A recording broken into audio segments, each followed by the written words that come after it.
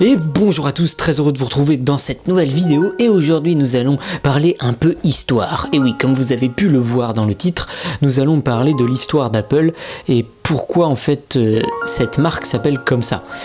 Donc vous êtes prêts, assis-toi bien et c'est parti!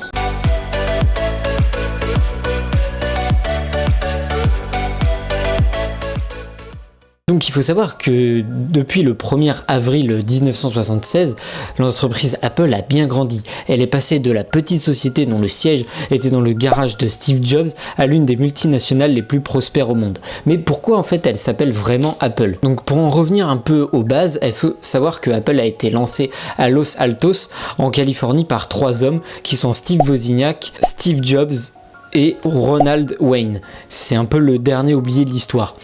Ce n'est qu'en janvier 1977 qu'elle a été officiellement enregistrée en tant que société sous l'appellation de Apple Computer. Le terme computer, lui, a été retiré bien après, lors des 30 ans de la marque, en 2007, ça veut dire l'année où le premier iPhone est sorti. L'origine du nom Apple a toujours fait l'objet de nombreuses spéculations, dont l'une des plus célèbres avec Alan Turing et l'histoire de la pomme croquée. La firme n'a jamais donné d'explication officielle, mais l'un de ses fondateurs, Steve Wozniak, a donné sa version des faits dans l'un de ses livres qu'il a publié, I Was Computer Geek to Cult Icon. Je vous mettrai le lien dans la description si vous voulez aller jeter un coup d'œil. Et dans ce livre, il écrit une phrase qui est assez flagrante. Il dit très clairement qu'il se souvient avoir accompagné Steve depuis l'aéroport sur le long de l'autoroute 85, il revenait de l'Oregon où il avait visité un endroit qui s'appelait le verger de la pomme, Apple en anglais. Steve Jobs aurait suggéré du coup le nom Apple Computer à la suite de ce trajet. Donc ils ont tous deux tenté de trouver des noms qui sonnaient mieux, mais ils n'y arrivaient pas, raconte Steve Wozniak. Apple était mieux que tous les autres noms auxquels ils auraient pu penser.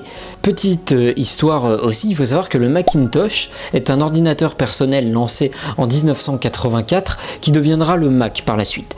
Tiendrait aussi son nom d'une pomme, oui. Il existe une variété qui s'appelle Macintosh et il s'agissait, selon Mashblade, de la variété préférée de Jeff Watkins, un développeur qui a largement contribué à la création de la machine. Il faut savoir aussi que Steve Jobs aurait aussi nommé des appareils en fonction de son histoire personnelle. En 1983, il avait ainsi appelé un ordinateur Lisa. Officiellement, il s'agissait de l'acronyme de Local Integrated Software Architecture, mais il s'agissait aussi du prénom d'une de ses filles, qui avait à l'époque 5 ans et qui n'a pas reconnu pendant des années. De longues histoires familiales, mais il n'a jamais reconnu sa fille comme sa fille. Les pommes auraient eu aussi une importance toute particulière dans la vie de Steve Jobs en dehors de son entreprise. Selon Walter Isaacson, l'auteur d'une biographie de l'entrepreneur, il était particulièrement féru des monodiètes qui consistent à ne manger qu'un seul aliment pendant un temps très court pour éviter les carences.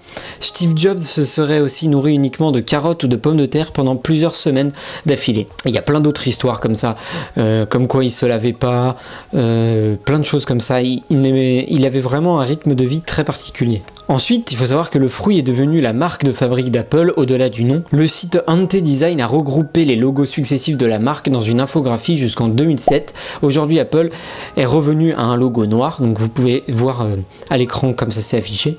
Il faut savoir que le premier logo a été dessiné par Ron Wayne, où on y voit Newton sous son pommier, mais il n'a pas duré très longtemps. Très vite, la pomme coupée de Rob Janoff a été désignée logo officiel de la marque. Elle a ensuite changé de couleur, passant par des rayures multicolores, au bleu, puis au noir, gris-blanc. Il est aujourd'hui blanc uni sur le site de la marque. Si vous vous demandiez aussi pourquoi il manque un bout à la pomme, sachez que personne à ce jour n'a réellement la réponse à ceci. De nombreuses rumeurs circulent à ce sujet. Certains estiment que c'est un hommage à Alan Turing, comme je l'ai dit tout à l'heure, un mathématicien qui a largement contribué à la création de l'informatique, condamné à la castration chimique pour son homosexualité. Oui, vous avez un très beau film d'ailleurs qui est sur son histoire. Turing, désespéré, s'est suicidé en croquant une pomme imbibée de cyanure. La raison la plus probable est la ressemblance à ce logo d'une autre entreprise, la maison de disques des Beatles que Steve Jobs aimait énormément, Apple Corps. Les deux entreprises se sont livrées une guerre sans merci pendant des dizaines d'années à cause de ce logo. Donc, je vous mets à l'écran les deux logos, donc à gauche le logo d'Apple que voulait et à droite le logo de la maison de disques des Beatles.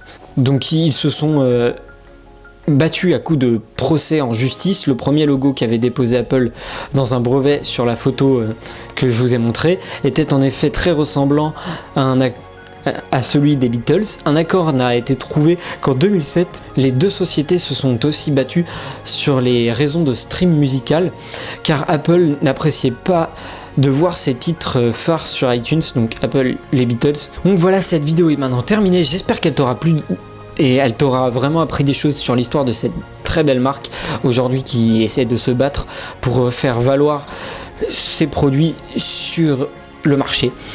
Et aujourd'hui c'est très dur, ils sont de plus en plus nombreux et on le voit tous les jours.